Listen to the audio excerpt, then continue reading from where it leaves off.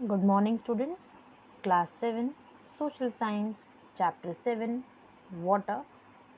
Here is the fifth video of this chapter. In this video, we will study about the circulation of ocean water. The first type we will study about the waves. Let's start the topic.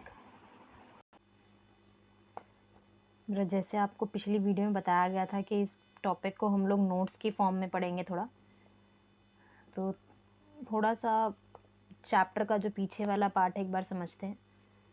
हमने ये देखा that कि जो water है वो दो categories में इस प्लैनेट पे अवेलेबल हैं, फ्रेश वाटर की फॉर्म में और सलाइन वाटर की फॉर्म में। जब हम लोग रिवर, लेक्स और पॉन्ड की बात करते हैं तो फ्रेश वाटर का सोर्स है ये, और जब हम लोग बात करते हैं सलाइन वाटर की या फिर सॉल्टी वाटर की तो हम लोग कहते हैं कि ओशन और सी में जो हमें वाटर मिलता है वो हमें कैसा वाटर मिल रहा है, हमें सलाइन वाटर मिल रहा है।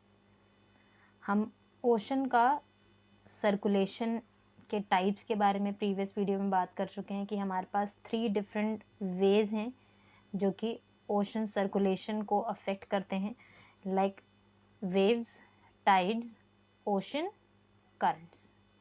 प्लीज़ बेटा ये करंट्स वर्ड लिख लें। अब हम थोड़ा सा एक्सप्लेनेशन की तरफ चलते हैं। वेव्स के एक्सप्लेनेशन की जब हम लोग बात करते हैं तो when the water on the surface of the ocean, it rise and falls alternately, यानी कि जो आपका पानी है ओशन के सरफेस पर वो ऊपर की तरफ यानी कि इसकी वेव्स लगातार बनती रहती हैं और वेव्स पीछे की तरफ, आगे की तरफ मूव करती रहती हैं। ये वेव्स हैं, रेगुलर चलती हैं, ठीक है। और वेव्स आती कैसे हैं? ये विंड की वजह से आती हैं बेटा, क्योंकि हवा साथ साथ चल रही है और हवा ही पानी को आगे लेके जाती है और हवा ही पानी को वापस पीछे लेकर भी आती है। बेटा जब हवा बहुत धीरे धीरे चल रही है तो ऑब्वियसली जो पानी का मूवमेंट है वो बहुत धीरे या फिर बहुत आराम आराम से होगा। वील एंजॉय दैट वेव्स, ठीक है। बट अगर पानी का जो वेव है बहुत ज़्यादा हो या फिर जो हवा है वो बहुत ज़्यादा तेज़ चल रही हो तो अगर आपकी विंड स्लो है तो जो वेव्स भी स्लो होंगे। अगर आपकी विंड हाई है, हाई स्पीड से आ रही है तो आपके जो वेव्स हैं वो भी हाई स्पीड से या फिर ह्यूज वेव्स बनेंगे। डिफरेंस याद रखेंगे, slow winds, slowly movement of the waves, high speed of the wind and the huge waves will be there। हम सब लोग बेटा जानते हैं कि हमने अर्थक्वेक्स के बारे में, वॉल्केनिक इरप्शन के बारे में पहले भी पढ़ा है और हम लोग ये भी देखते हैं कि अगर लैंड के ऊपर भी हमारे पास अर्थक्वेक्स और वॉल्केनोज होते हैं तो हमारे पास जो ओशन है या जो वाटर बॉडीज़ हैं उनके अंदर भी यानी कि उनके बेड्स पर भी यानी कि बिल्कुल जो लोअर वाला पार्ट है वहाँ पर भी अर्थक्वेक्स और वॉल्केनिक इरप्शन जैसी चीज़ें होती हैं, ठीक है। तो उस टाइम पीरियड पर ये जो विंड है या फिर ये जो वेव्स निकल रही हैं ये एक स्टॉर्म की फॉर्म में हमें देखने को मिलती है, ठीक है। और रिजल्ट्स हम सब लोग जानते हैं कि बहुत ज़्यादा डिस्ट्रक्शन हमें फेस करने को पड़ता है और इसी का एक रिज़ल्ट हमारे पास क्या है? सुनामी है, ठीक है। स्लोली चल रहा है तो कोई दिक्कत नहीं है, स्टॉर्म की फॉर्म में कन्वर्ट हो जाएगा तो डिस्ट्रक्शन होगा, बहुत ज़्यादा प्रॉब्लमैटिक सिचुएशन हमारे लिए क्रिएट हो जाएगी। आगे देखते हैं बेटा, फोर्थ पॉइंट हमें ये कह रहा है दैट की जो हाई वेव्स हैं, आप प्लीज़ है ना वर्ड्स पे ज़रा ध्यान देंगे अभी बेटा। फोर्थ पॉइंट को ध्यान से देखते हैं। Height of wave, wave crest, bottom of wave, wave trough, crust, trough. Words पे ध्यान देंगे प्लीज़। वर्ड्स पे 1 मिनट के लिए पॉज लेते हैं और थोड़ा सा डायग्राम के ऊपर कॉन्सेंट्रेट करते हैं। वेव्स हमको पता है बेटा, ये वेव्स है। वेव का ऊपर वाला पार्ट, दिस वन, किसी भी मूवमेंट में जो ऊपर वाला पार्ट आ रहा है उसे हम क्या कह रहे हैं, आपका क्रस्ट। ठीक है। और दूसरा बेटा हम लोग बात करते हैं ट्रफ के रिगार्डिंग। जो बॉटम वाला पार्ट है ये, this bottom part, it is like trough. ये क्या है, ट्रफ। तो जब भी हम लोग बेटा वेव के बारे में बात करते हैं, हम इस डायग्राम को सेंटर में रख के कुछ चीज़ें समझने की कोशिश करेंगे। पहला, ये क्या है, स्काई ब्लू में ये पूरा आपका वेव का एक काइंड ऑफ अ स्ट्रक्चर है जिसे आप कह सकते हैं। इसके अलावा हम लोग जब बात करते हैं, ये सबसे ऊपर वाला पार्ट आपका क्रस्ट, जो ये जो गड्ढे वाला पार्ट है जो नीचे की तरफ जा रहा है ऐसे, ये आपका क्या है, ट्रफ। ठीक है, इसमें कोई कंफ्यूजन नहीं होना चाहिए।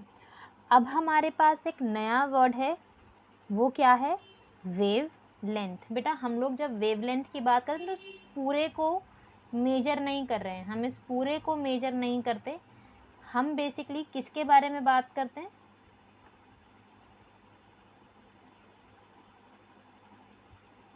हम इस पूरे के बारे में बात नहीं करते, इसलिए मैं इसको एक बार ड्रॉ करके आपको इरेज कर रही हूँ कि हम पूरे के बारे में बात नहीं करते हैं। ये चीज़ आप याद रखेंगे। हम बेसिकली किसके बारे में बात कर रहे हैं, क्रस्ट से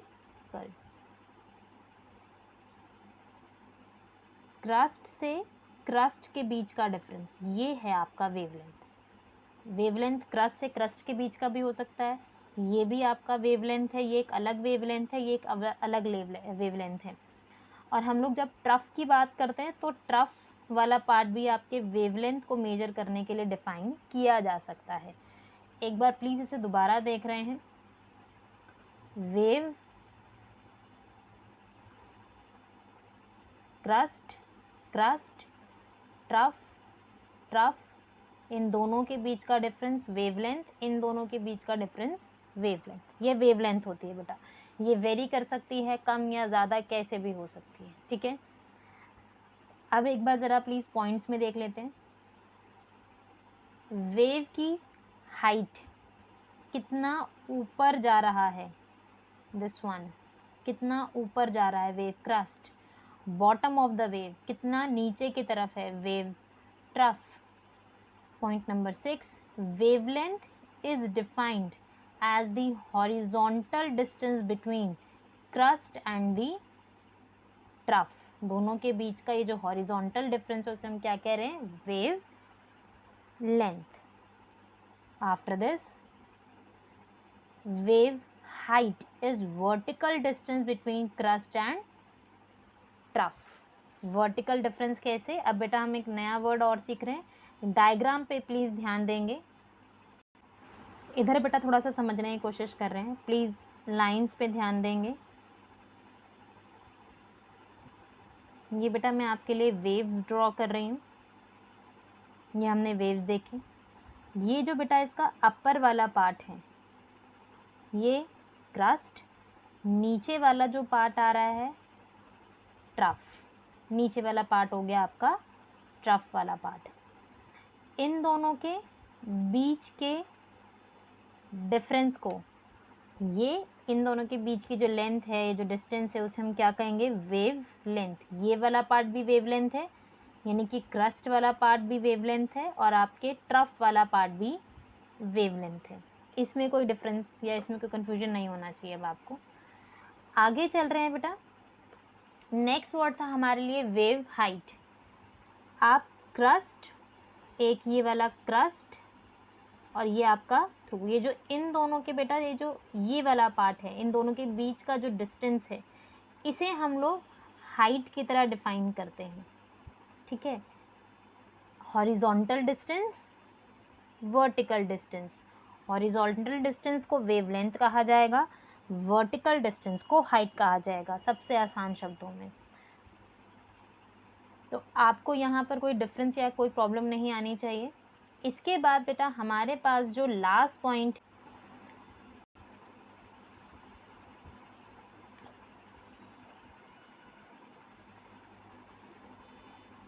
लास्ट पॉइंट बेटा हमें ये कह रहा है, tsunami is one of the example of the like stormy situation में या फिर डिस्ट्रक्टेड फॉर्म में जब वेव्स हमारे पास आते हैं तो it is like a huge tide waves, बहुत ही ज़्यादा ऊपर की तरफ वेव्स उठकर आ गई हैं जो कि ओशन में ओरिजिनेट होती है। ट्रिमेंडस एंड डिस्ट्रक्शन, बहुत ज़्यादा खतरनाक तरीके से हमारे पास आ रही हैं जिसको हम रोक नहीं सकते, कंट्रोल नहीं कर सकते, बहुत ज़्यादा तबाही फैलाती हैं।